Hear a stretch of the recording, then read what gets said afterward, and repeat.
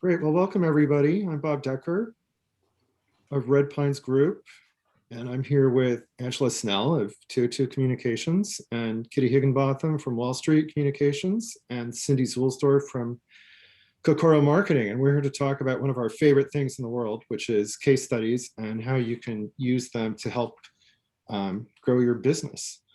So this event, we put this together to kind of share our experience with people who have maybe thought about doing case studies and recognize that they're a great kind of marketing content, but maybe you don't know where to begin and you don't have a real good sense of what the different steps are in creating one. So we're going to give you that today, and just to define some terms up front. So by case study, what we mean is anything that's talking about how a customer is using your product or service. And so I kind of use the term case study interchangeably with customer success story or user story. Basically, to me, they're kind of all the same thing, although there are different nuances between them. And what we mean by a case study blueprint is, so in the conceptual sense, it's all the information that we're going to give you today, but it also includes a very specific document that we'll be sharing at the end of the call, which is our case study checklist, which you can use if you're creating a case study to kind of organize all the information that you need to create a really compelling story, and remember all the things that you want to remember in the process of putting together the case study. So coming up, Kitty and Angela are going to be talking about that part, about how you collect the information from the customer, how to do the writing of the case study, what things you should try to arrange for at the beginning of it, and be sure it's all included, and turn it into a compelling story. And then after that, Cindy's going to talk about all the different ways that you can use a case study. And there are many of them, but I think the ones that she's going to be focusing on is how you use it in conjunction with an event like a trade show or an event like this, and how you can use them for lead generation, for lead follow-up, and also as content to fuel marketing automation campaign, which nobody knows better how to do than Cindy. For me, I want to talk for a little bit about the planning stage of case studies, things I've learned over the years, and things to think about before you start writing one word. And and I have three parts to that. The first part is like different options that you have for how you put together the case study or what form it's going to take. Second is how you choose which customer you want to write about. And third, how you make the whole process more efficient. So I just wanted to share my screen with you to share some examples of case studies I've worked on, or that other people in Dundee Hills Group have worked on over the years, just to give you an idea of the range of options that you have when creating one.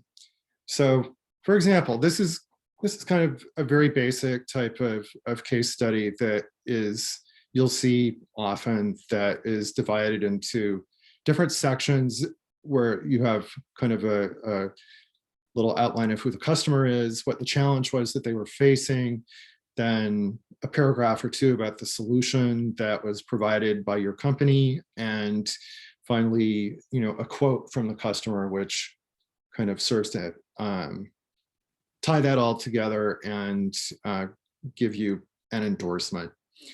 Another type is more like a detailed magazine article, which could be, for example, in this case, it could be about a particular group of products that were sold to a customer to help them address a specific problem. And it goes into much more detail, and it talks, maybe the story of how a rather complex installation was done somewhere. And then another type is this one, like this. This is similar to the one I was just talking about, but it's more like talking about a relationship that you've had with a customer over many years. This one is about Televisa in Mexico City. And I actually went down there to work on this one and take the pictures and interview the people that were involved. And this is, the story of, how Televisa has been a satisfied customer of Harmonic for more than, I think it was at least 20 years at the time I was there. And a range of different products they had bought. And so this is more about the relationship, and it would talk more about the support and that kind of thing. And then yet another type of case study, which is very interesting, is where you can, you may put together the writing yourself, but you put it under the byline of the actual user, which is kind of a great variant of these because it has a super amount of credibility. And this is one that was published in a magazine, but there are many different ways that you could use a story like this. For example, you could, if you have a blog, it would be like a great guest blog post. And I was also thinking this morning that if you're a big multinational company and you put out, or any kind of a company, and you put out an annual report, this would be a wonderful kind of content to weave into the financial messages. Sometimes annual reports have, the financial stuff, and then they have some kind of soft feature-ish type of thing. And this would, something like this, or a series of them, I think would be really, really interesting use. Here's one that was done by Kokoro Marketing, Cindy's company, and for themselves, where they're just talking about how one of their customers was able to double the number of downloads that they were of their software. And the cool thing about this one is that it's really works nicely as an ebook.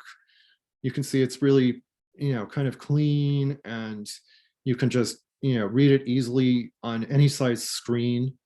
Would you call this an ebook, Cindy, or is that? I'm just thinking case study as a PDF, but I'm open. Yeah, exactly. I just think it's really cool because it's very clean and modern looking.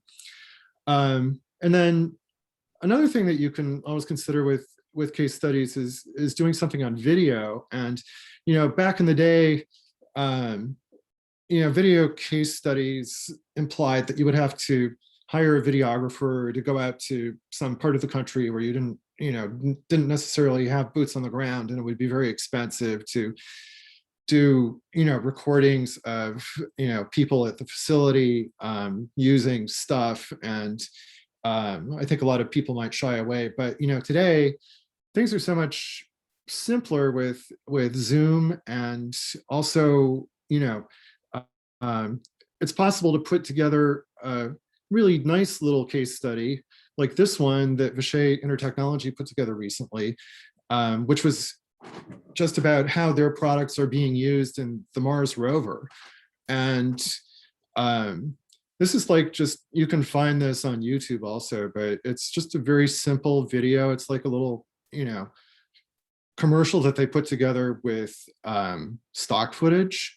And they didn't go into a lot of detail about, what kind of products were being used, but they just said, our products are being used on Mars rover, and we've been creating products like these for years, and this is, fits into our corporate message about being the DNA of tech, which is, we sell all these basic things that you need to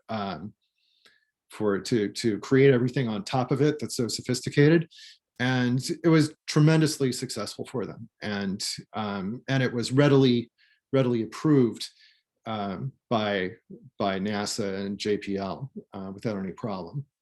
So that's what I had to share about different types. The great thing about them, which I'll come back to, is that you can use the same blueprint to create any of them. So before I hand it over to Angela and Kitty, a couple of other things. One thing that I've learned that's really important with case studies is to choose your moment well. You may want to, the minute your customer has taken delivery of your product, or you've finished an installation, or they've designed in a part, you may want to jump on it right away and immediately do a case study, which is that's not necessarily a bad thing to do if you want to have a very short case study where they're just saying that they trusted you enough to make that purchase. And but actually you'll get a better, more detailed, interesting case study if you wait a little bit, so they have a chance to use the product and find out how much they love it and the specific ways that it's helping them to streamline a workflow or save energy or cut down on engineering costs, whatever. So think about that before jumping ahead. Don't wait too long though, because sometimes people get you don't want to wait so long that they've become used to everything they loved about it at the beginning. Also, it's a good idea to think about approvals up front. There's nothing worse than doing a lot of work on a case study and then finding out that the lawyer at the customer, the legal department at the customer isn't going to approve it for one reason or another. So it's good just to map out at the beginning what the approval process is going to be. And you should probably assume, if you're writing a case study about a large company, that the person that is actually using the product, the engineer or or whoever was in purchasing that selected it, they're probably not authorized to go on the record publicly without some approval above them. So find out what the details are about that first, and just be sensitive to how legal departments think. And when you get to writing it, and this is maybe something that Kitty and Angela can talk about later, avoid saying words that are going to be red flags for legal departments that seem to, for example, put them in a contract situation, which they never like to do. Finally, a thing that I've learned, and this is why we're handing out the checklist, is that it's so important to be considerate of the customer's time. And you want to, have your process in front of you and think ahead of time about everything you're going to need to put together a compelling case study. And so that's why we've put together this checklist, which has, I think, 30, 35 things on it to think about. And this will help you just, be considerate. In all the case studies I've ever done, the people that you talk to are wonderful, and but you don't want to have to call them back a week later because of something you forgot. And so using the checklist that we're going to hand out at the end of the call will help you to avoid doing that. And in this next part, Kitty and Angela are going to talk, who have written hundreds of case studies, are going to talk about some of the things that they always ask about in interviews with customers, and things that they think about in writing case studies. So Angela, I think you were going to kick off with that part of the discussion. Yeah, thanks, Bob. So now that you kind of understand all the different types of case studies that there are, Kitty and I would like to share some strategies for how you can write the perfect kind of case study. So one of the most important things that I like to think about when I'm writing a case study is storytelling and voice. When it comes to writing the perfect case study, your job is to just kind of capture really that voice and story of who you're writing about. You really want to make sure that each case study sounds a little bit different so that you can reflect the voice of your customer. When I'm writing a case study for a client, one of the things I like to think about is how can I captivate the reader's attention? And sometimes a first person account like Bob showed, can really capture your reader's attention more than running through just the features of a product data sheet.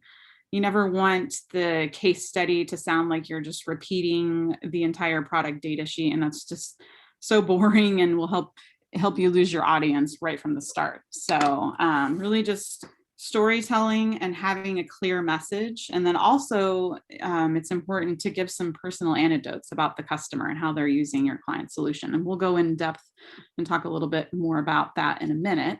But I think Kitty was also going to share. Yeah, I would jump in and talk about, you was talking about sort of ways to capture the reader's attention. And if you're doing it in a third person, writing kind of more like a journalist, where you're not actually using the voice of the user, then you're going to want to include some quotes.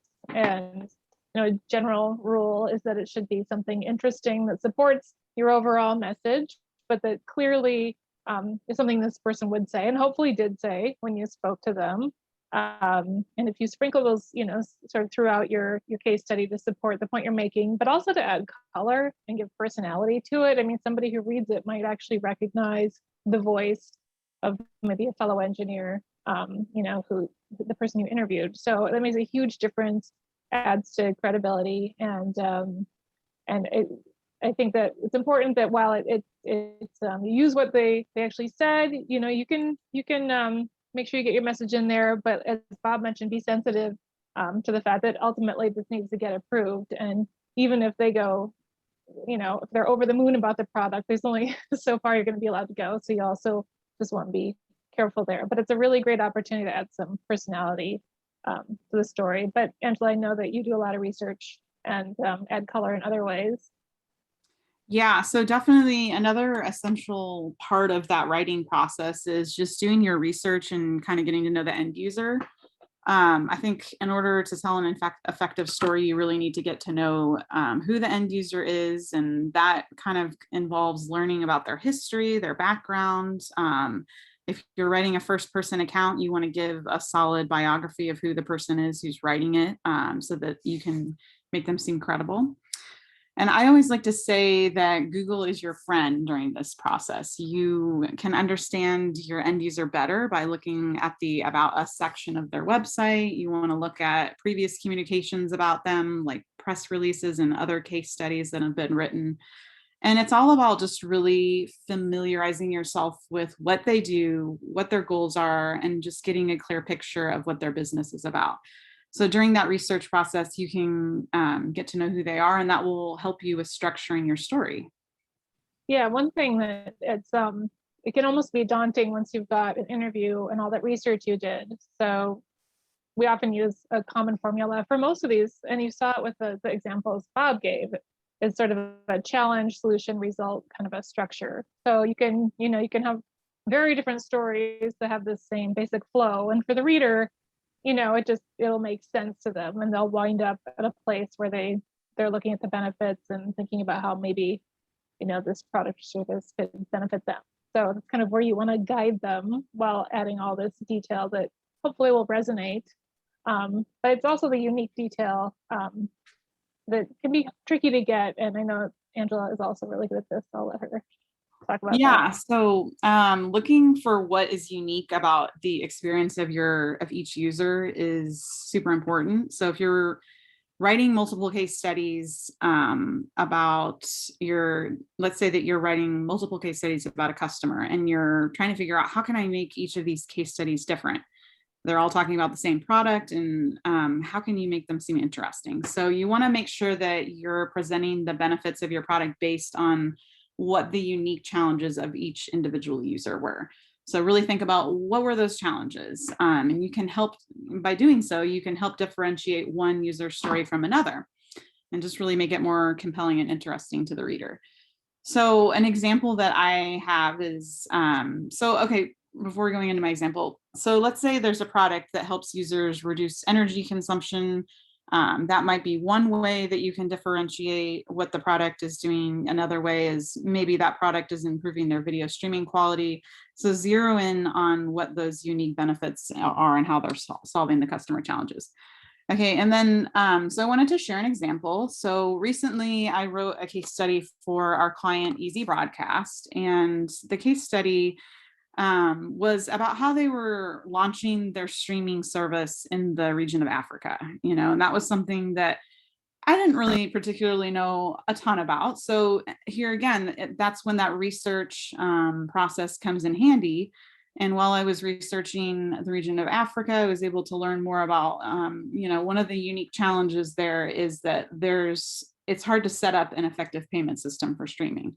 So here I was able to, I think on the second page, if you can scroll, there's some stats that we were able to find that just kind of shows in Africa, that's a challenging issue. And that's something that our client was able to help with. For case studies about technology deployments, you want to be aware that there can often be multiple technology providers that are part of the project. And this is a really great opportunity for you to highlight the partnerships that your client was involved in with other companies. I often find that these type of stories can be repurposed into an awesome awards entry. So any type of story that highlights a complex integration or collaboration and some kind of industry first accomplishment will really stand out as being innovative. Another example that I can share with you is a case study I did for Harmonic, where they worked with NASA, and there were multiple other technology providers involved in this case study. And so, we were able to repurpose the story into a really excellent awards entry that gained a CSI award and really highlight that collaborative angle. Okay, next, there was one more thing I wanted to add. Of course, one of the most important parts of that writing process and writing a case study is the interview. And at the end of this webinar, as Bob mentioned, we'll be sharing a checklist with you that you can take a look at. And it has kind of every important question that you could ever think of asking during that case study interview process. Asking the right questions can really make or break a case study and your writing process. So it's important to think about those questions ahead of time. You want to prepare some thoughtful questions, and some of my go-to questions always include what led you to deploy the solution? What were those unique challenges that you were facing? How does this solution solve that? And what can you do differently now thanks to this new technology or solution? How does it change your business? And when I'm concluding a case study, I also like to think about the future. How will this help? How is this solution helping the customer grow and expand? And finally, I just wanted to offer up a little tip, which is that I always like to record interviews on, whether it's on Zoom or sometimes I just use my iPhone. And if you don't have a recorder, you can download a free voice recorder app on your iPhone. And I think Zoom also is offering some free transcription now, which is really awesome. Having that recording just really helps me to get all of the important points after the interview is over. And I don't have to really focus on taking notes during the interview. I can listen to what the person is saying and come up with some great questions on the fly. Yeah, that makes me think of something I meant to say a little earlier is when you're talking about asking good questions, one thing you might find is that you have to ask the same or similar question multiple times to get an answer that's really useful. You might get a stock answer, something that sounds a little more like something off the data sheet the first time around. But if you sort of change up the question a little bit the next time you ask it, you might find you get a much more interesting answer that really speaks to their actual experience and the benefits in a much more engaging and compelling way. So sorry, just I'd add that in. Absolutely, I agree with that. Definitely. And then I guess the other thing is that you want to, and I think maybe Bob touched on this, and I know it's in the checklist, is that you want to ask about graphics or images or diagrams, depending on the kind of study. And you can see from the examples that both Bob and Angela showed, like the images make a huge difference. So you want to make sure that you ask for those early on, so that you can follow up as you get approval for the piece, so that it's ready to go once you do get approval. Pictures, beautiful pictures make all the difference. So I think that's a great way to sort of perfect your case study. Cool. Angela, Kitty, did you have any more insights from having written hundreds of case studies? Because I know that Cindy has some great tips on how to use them in different ways as an integral part of your marketing communications program. So Cindy, would you like to talk about those for a little bit? Absolutely. I was just soaking in everything you were saying, Bob, Angela, Kitty, and loving it. And the Kitty, you and I've talked so many times about that, asking the question, the 3 levels of why, like, why does this matter to you? And so I was super happy to hear that. And then Angela, yes, 100% on the transcription. I just live by transcriptions these days. I love that. So that was a really good one. And then Bob, you brought up the idea of a video case study. And so that just launches me nicely into this next section about, like, you have your case study, which is what you talked about, as Bob, sort of what the case study is. And then Angela and Kitty, you talked about how to create an awesome case study and make it really efficient and fabulous and compelling.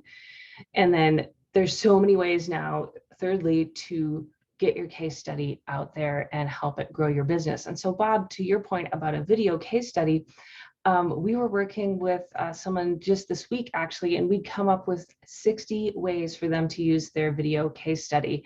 And just kind of, inspired by people like Amy Porterfield and Gary Vee and different people and things that we've done with our clients, I just sat down, got a cup of coffee, sat down and started writing out, like, okay, what are things that we can do with this video case study? And we came up with about 60. So you can see us all after we finish in the breakout rooms. And if you want to talk more about that, or if you'd like to get that list of 60, just hit Fallon up in the chat and we'll help you. But I'm going to share 4 with you right now, if that's okay with everybody. That's great, Cindy.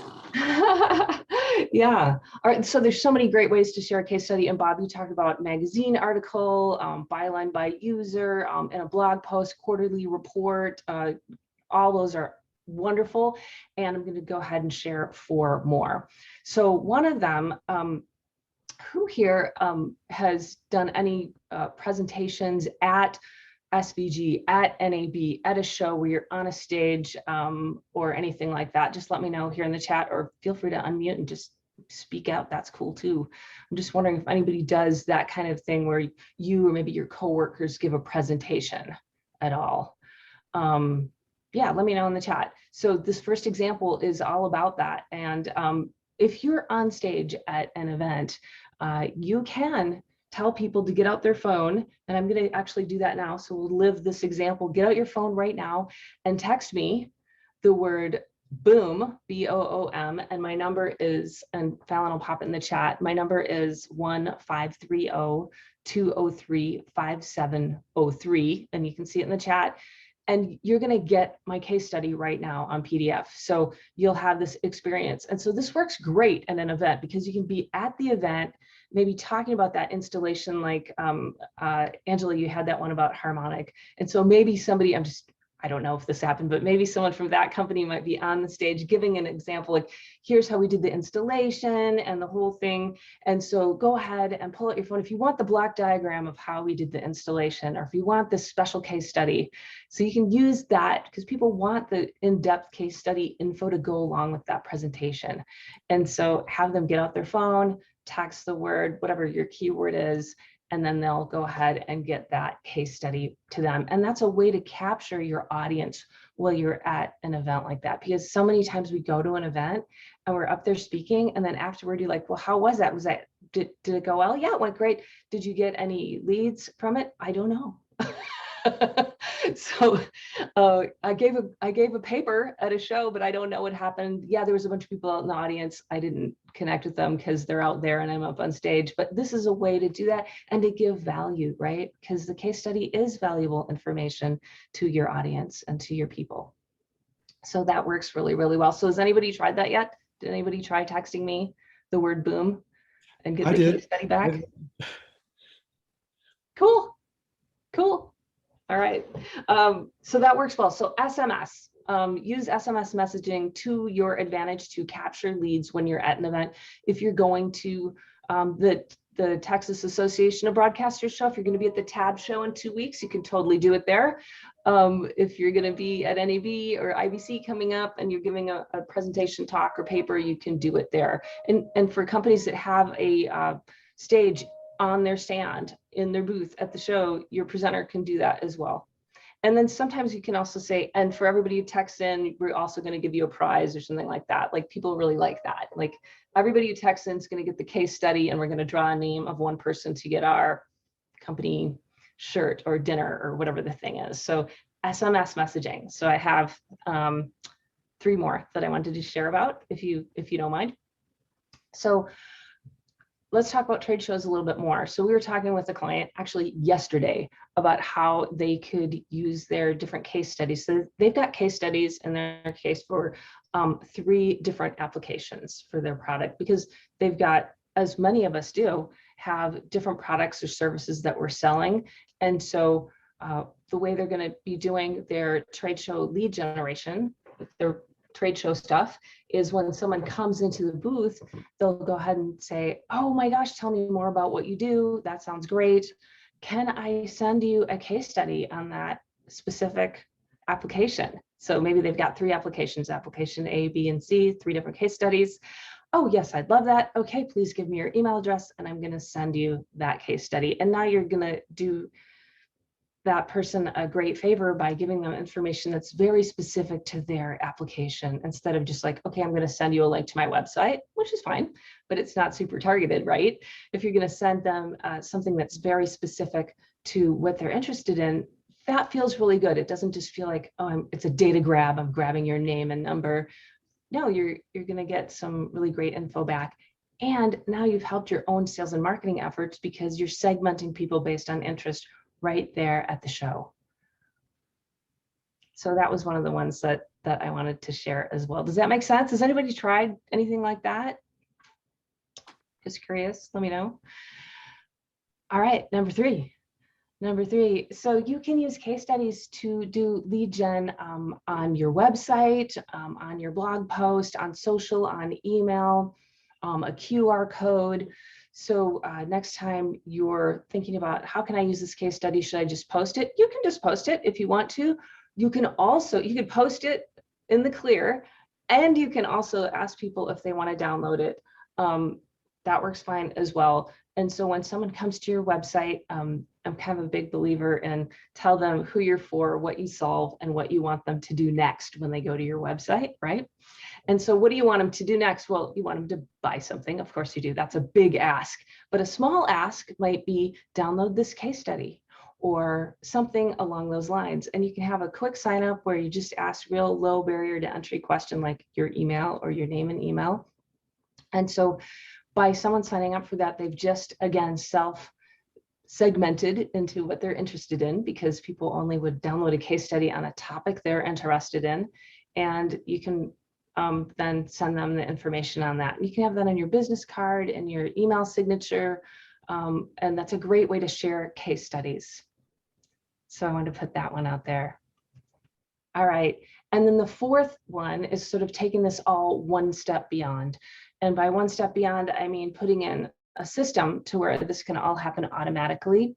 I was talking with someone on Monday, and they're just manually sending out all these case studies and things whenever people ask for them, which is great, but it can be taxing, and then we forget stuff and miss it and don't follow up or whatever the case is. So if you can put in some marketing automation behind it, like that SMS, that if you guys just tried that, you saw that's automatic. I'm not like sitting here sending it to you this minute. That's automatic. If you can have it set up to where a case study goes out to somebody automatically, and then maybe you have a couple follow-ups that go to them too. And so the follow-up marketing automation might look like a couple key points from that case study. So one key point goes in the first email, one key point goes in the second email. Maybe it automatically creates a task for you or one of the salespeople to call them. Hey, so-and-so downloaded a case study 1 week ago. You might want to give them a call. So that task would automatically pop up for someone. So putting a system in place takes this case study one step beyond and really can bring you more business. And so those are the 4: SMS, trade shows, lead gen opt-in, and taking it all one step beyond with systemization and marketing automation. Those are the 4 I wanted to present. But again, like we were brainstorming 60 plus the other day. So would love to share that with you if you want to as well. I Bob, love is that what you're looking for? Over to you, Bob. Totally. Those are just wonderful. And, it really brings home the point that, once you have that case study content that you've collected, in the interview process, and with being briefed by, anybody else that was involved in, and you have, content that you can just repurpose in so many different ways, and over and over again, and really there's no limit to the different ways that you can package it and use it, and use teaser things that lead to a download of something much more detailed and even more valuable. So that's wonderful, and I think that's kind of what this program is all about, is creating it and then just leveraging it as much as you can. So we have some questions from the audience, and that I'd like to just put to the panel. So the first one that we have is, how can I get more customers to agree to do case studies? So, well, I guess the first answer to that is you have to ask, and I would never not ask because you think that they're too big and they won't agree to do with it. I think the example that I showed of the video that Vishay Intertechnology just did with NASA proves that I mean, Vishay is a big company, but you don't have to be necessarily a household name to go to NASA and say, can we do a case study? And if you're just considerate of what messaging that they're going to allow from a vendor, then you can very easily get things approved. Other ideas about? I do. Yes, Cindy. Yes. So I'm glad you mentioned NASA. So when I was doing equipment sales, I was lucky enough to do a system and sell some equipment to NASA in Florida. And of course, we're competing with all the big companies, and I'm working at a small company, and they're like, well, we want a discount, of course, because everyone wants a discount. And so, and NASA's like a big name and maybe would like to say no to any kind of press or case study or anything like that. But I just said, well, hey, we can do, X% discount, and can you go ahead and agree right now to doing a case study with us 2 months after the install? I'm just going to write that into the agreement if it's okay with you. And so it went into the purchase agreement. And that way, like the people who we work with want to do the case study, but legal doesn't want to approve it. Well, at that point, it's written into the agreement, and they've got some legs to stand on and actually do the case study. So did that. I did that with MLB as well. They're a tricky one. Oh yeah, we will totally do it. And then they don't want to, but then you're like, but it's right here and it said you would. And then the engineers who we were working with, they want to do it, and then they can. They've got that sort of ammo to say, yes, we can get approval and do it. I'd also say, sorry, sure. Bob. I just also say that sometimes there are exceptions. Like there are big companies where your chances are slim, but sometimes they're involved in collaborative projects where they give their vendors a chance to be part of maybe something they're doing, or they're just so invested in getting as much PR about something that they might actually let you do a one-off where they might not normally. So again, it doesn't hurt to ask, but yeah, be aware that it may not always be a no, even if you're kind of used to hearing no. And I would say, adding to the point that, the video case studies like we were talking about, you can also ask for that at the time of the sale too, because I know some of our clients will agree to do both the written and the video. So. Ooh, we just did a video. Okay, that's such a good one, Angela. So we were working with someone, and they had somebody at NBC who wanted to do something, but NBC, as you said, Kitty, their legal was like, nah, not so much. They're harder, right? So the way we did it is we did a group interview with SVG. And so that's how we got around that. And now we're able to use that video clip from that event and use it for other things. So And I would, sorry, one last thought on that is that an award nomination is kind of similar. If you can get all of you together in an award nomination, it can pass as kind of a case study. So that can work too. brilliant. I really like that Kitty, about the award nominations, which is kind of relates to this other question that we have, which is, what if you have a great customer story, but the customer won't let you publicize? And what you just pointed to is that you can kind of disguise the case study as something else. I didn't say that, Bob. I'm just joking. But I was just thinking that, one way that I would do that is, for example, to create don't call it a case study, but call it a white paper, or do a white paper on a topic, which is also that's a high value giveaway thing that people would be interested to download at a trade show, with that kind of thing. And maybe just talk about the customer in an anonymous way, and talk about how they use the product or the service, and make that part of a larger kind of white paper message. And that gives you something that you can hand out. And I don't think you would feel like you would need to go, unless you get too specific about, or give too many clues about who the customer is. I don't think you'd even have to go to anybody to get that approved. What do you guys think of that? Well, I saw Sunny wrote a note, and I was thinking the same thing, that like she said, we call those application notes, but it's the same idea where you're focusing on the application instead of the user. So you're still providing this model, you're just not identifying the person who's actually doing it, or the company. Yeah, we definitely do that with people, where we'll put together a story like you're saying. I like how you call it an application note. And so it'll be like, here's an application. And then what that does too is it lets the salespeople say, well, this is actually Sky, or this is actually CNN, or whatever. Like, they can't say it in writing, but you can say, oh, they can pull it out of show or even in an email and go like, okay, so you can see how we did this project with CNN, and send that note and that case study, but doesn't say, it just says a large broadcaster, in the UK or something like that, did this and solved their problem like this. Excellent. So are there any other questions from the audience? Did Everybody everybody get your checklist that you put together? That is awesome. Everybody be sure to download your checklist.